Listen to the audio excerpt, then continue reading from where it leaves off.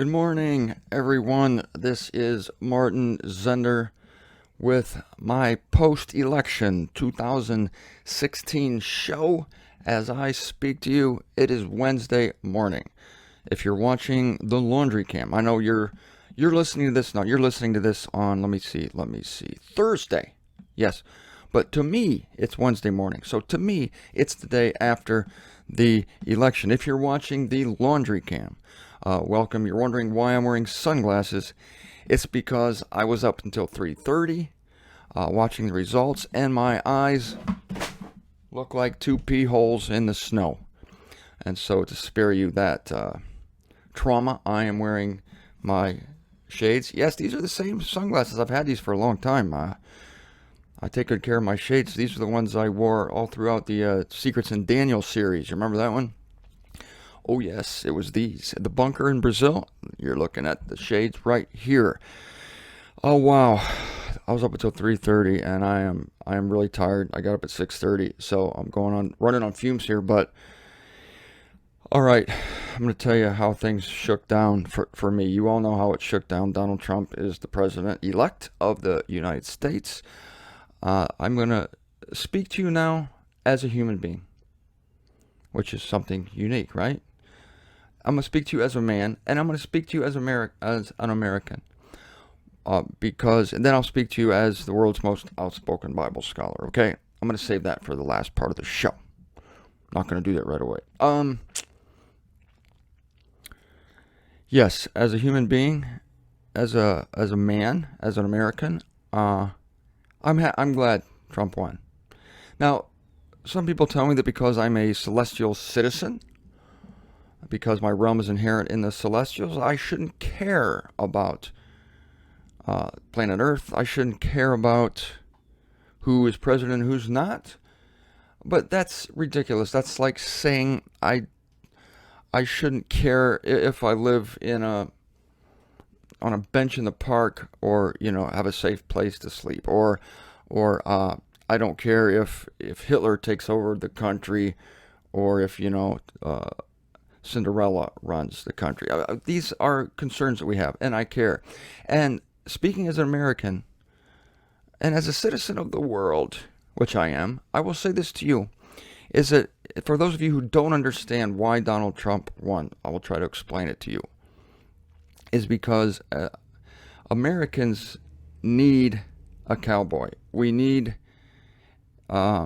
somebody who can stand up for our interests internationally.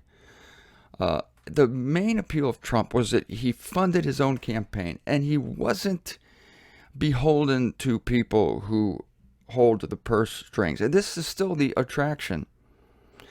I'm going to speak now. I'm going to get political. This is the last day I'll do it. We're going to go on in the book of Revelation, obviously. But to me, it was so obvious that Hillary Clinton came across to people, tried to sell herself as a champion of minorities, a champion of the poor, a champion of the working class, and she just wants to make everything better for the working class. But that is so full of crap, because the success of Hillary Clinton depends on the dependency of the working class on government. Hillary Clinton just uses people to get elected, because it's those people who keep her in power, and that's what she's all about. You might say, well, Trump's the same way. All politicians are the same. Oh, yeah, sure. Maybe, but maybe not. The reason is Trump was already rich. He's not using politics to get rich. In fact, it's probably going to cost him money. It's going to cost the guy to be president. He's going to take a pay cut. So I'm not saying he's pure as the driven snow. I'm not saying that. I'm just saying that it's more upfront. It's more forward. Now let's talk about testosterone, shall we? In America today, if we're going to err, I'd say we err on the side of more testosterone, not less. We are under terrorists all the time. And in the scriptures, this is the prophesied war is going to be between the West and the East. And I knew going into this thing that we needed somebody to kick ISIS around, to really just slaughter them wholesale. I don't want them killing innocent people. Every time there's a terrorist attack, it ticks me off because we're letting the people into our country without vetting them. And of course, one of the big issues in this election was Trump's going to close the borders, and he's going to interview people before they come in. He's not just going to accept wholesale people that we don't know who they are. And we all know that the radical Islamists want to infiltrate our country so that they can kill us because they have a religious pledge to do so. Because their God, Muhammad, or is Allah's their God, Muhammad's their prophet, whatever, wants them to kill the infidels, and that's us. So, and Hillary campaigned on opening the borders, and Trump campaigned on having safe borders. That alone, it should have been a no-brainer. I can't understand how one person votes for Hillary, let alone millions. I don't understand it.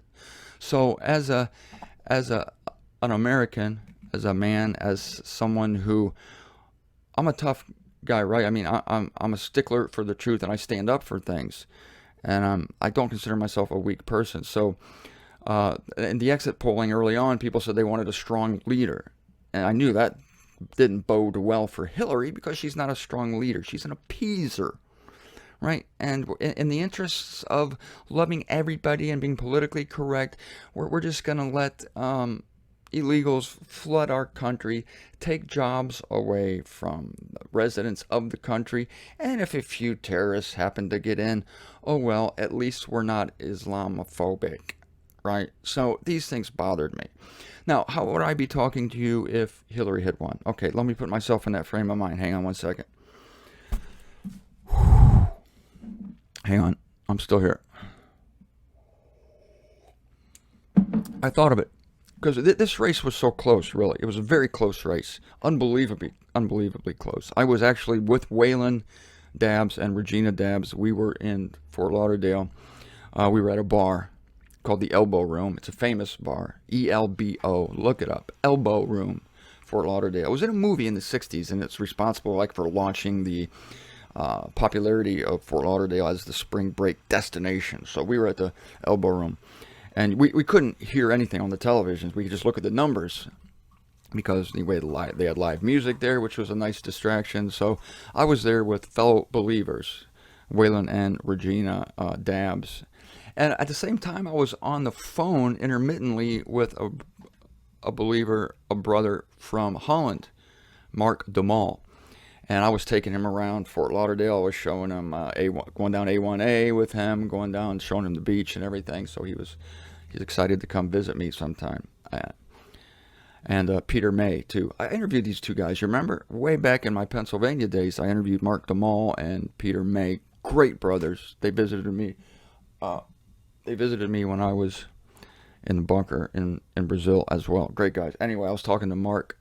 And he was more interested in American. He knew more about my own country and about my own politics in my own country than I did. He was telling me things that I didn't know.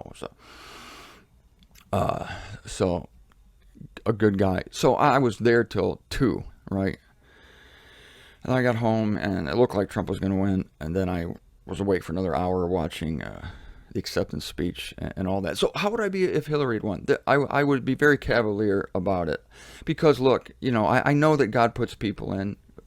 God puts who He wants in, and I would be a bit upset just because I can't believe people fall for this line of I care for the little guy. But really, I'm just gonna get myself rich on the back of the little guy. Trump's already rich, so I really don't think that's an issue here. Yes, they all like power. True, they all like power. And but I think Hillary likes it more. I really do. Trump said before, I didn't need this job. I didn't need this. And he didn't. He totally has built his own empire independent of politics. But Hillary's empire is politics. You see the difference? Her empire is politics. So that's her life. And the reason she made all these millions of dollars was because, she used her power to broker power. She leveraged her job, her position in the State Department to get money from foreign entities that would buy access to her government, her supposed government, which she doesn't have a government now. Yippee. Ding dong, the witch is dead. I was going to play that song. Judy would like that. Ding dong, the wicked witch is dead. But I'm not going to do that because I don't want to come across like a, like an ass. So I would, if Hillary had won, I would just say, hey, that's God's decision. And I actually think that we would be on a slower path to the tribulation if Hillary had won. A slower path, because as you know, I think that the man of lawlessness, the true New World Order, is going to rescue us from this existent New World Order, the one that is obviously evil, the one that has the devil's horns and the devil's tail, George Soros. They're obviously evil people. And to me, Hillary and the whole machine, the Clinton machine, is obviously evil. I mean, it's just obvious, dripping with corruption and evil and duplicity. It was just how anyone voted for it. I haven't a clue. Maybe you voted for it. Whatever. Good job. Whatever. I don't know. I can't control what you do. So we have the true New World Order is never going to be called the New World Order. I've said that before.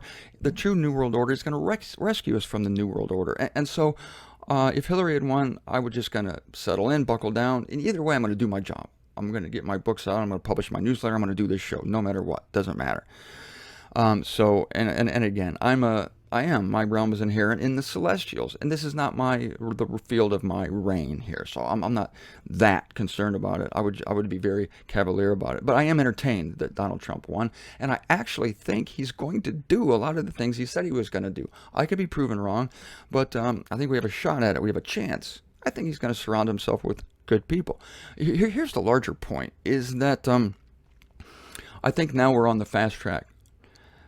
People have told me, one moment, please. One moment. Thank you. People have told me I'm supposed to open my door now because the laundry room becomes a public room right now. 4 minutes into it. Sorry. People have told me if Trump wins, this is going to slow things down. No, it's not. It's going to speed things up because if Hillary had won, we have an extra step. This is how I picture it happening. Hillary was going to win, let's say, and all the experts said she was going to win. I love it when the mainstream is wrong. I love it when the mainstream media is wrong. I love it when mainstream predictors are wrong. I love it. I love it when people who think they're smart are wrong, are proven wrong. I just absolutely love it. So I'm really happy about that. Extremely happy. But as far as the heroes go, I thought, okay, Hillary's going to get in, and then there's going to be an impeachment. They're going to continue the investigation. They're going to find new stuff, and they're going to impeach her. And it's going to be just traumatic and dramatic. Maybe it would happen 6 months into her presidency, maybe a year. I don't think she would have gotten through half of her first term. And then this hero would come in on a white horse. But so it would have taken an extra year, an extra 6 months. But now I think the hero is already here. I think Donald Trump is the hero who's rescuing us from globalism, from the New World Order. But this will become its own globalism. Remember, the man of lawlessness has to do great things. The man of lawlessness has to rescue us from financial peril, has to pull us from the brink and make everything cool and everything nice. And this is why this is a double-edged sword, but both edges are going to feel good for us. This is why. The first edge is that things are going to improve. I really do. I think that the economy is going to be robust. People are all scared. Oh my God, Trump, man, I'm so scared. He's Hitler. I'm so scared of Trump.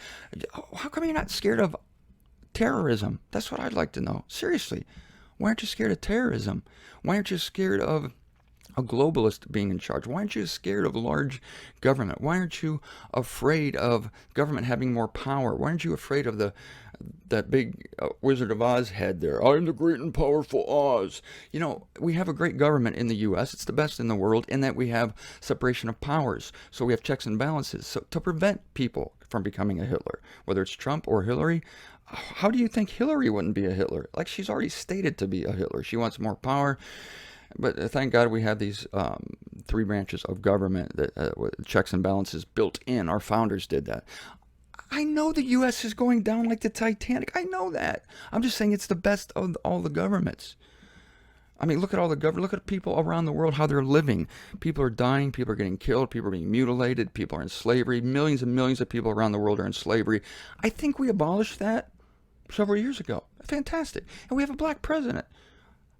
That's pretty progressive, I think. And we had a female running for the highest office in the land. We're very progressive here In other countries, they kill females for driving cars and for being raped. They kill them for committing adultery. It's just, I'm sorry. I'm sorry. As far as countries go, this is a nice one to live in, okay? I'm not going to be this guy saying all countries are the same, all countries are bad. I'm a celestial citizen. Hey, I told you I was going to talk to you as an inhabitant of the planet Earth. Having said all this, I have to bail out here because they're wanting to get in the laundry room because this is the attraction right here, the washer and dryer. People love it. I can't point to it because my image is reversed here. But now Trump could be the Antichrist. Abso-freaking-lutely he could be. So it's a two-edged thing. Oh, two wonderful edges. Here's how they cut. Number one, I think things are going to get better. Small businesses are going to flourish because Trump's going to lower taxes. Says he is. Whether he does it or not, we'll see. He's going to drive ISIS out of here. And we know that it's a war between the West and the East. Remember Daniel's prophecy? Go back to my studies in Daniel. The West is going to conquer the East. We're going to kick ISIS's ass. We're going to kick Muslim ass. That's what we're going to do. It's prophesied. Hillary's not going to do that. So we have a guy in that's going to do that. That's good. It's good that less people are going to be blown up in our country. Less people are going to die by terrorism. And prophecy is going to be filled. And Trump could be the Antichrist. Yes. And if he's the Antichrist, then everything's going to be hunky-dory. Remember, for the first 3.5 years. And we're going to get out of here anyway. So we're going to have a nice period of safety in the U.S. and probably economic growth, the likes of which we haven't seen since the 80s.